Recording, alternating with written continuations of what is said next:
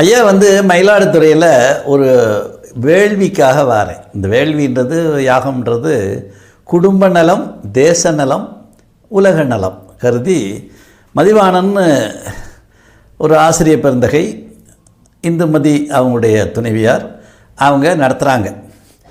அது என்றைக்குன்னு கேட்டால் இன்றைக்கி வெள்ளிக்கிழமை, நாளை மறுநாள் தைப்பூசம் பௌர்ணமி அன்னைக்கு காலை 7 மணிக்கு தொடங்கி யாகம் ஒரு 10 மணி வரைக்கும் நடக்கும்.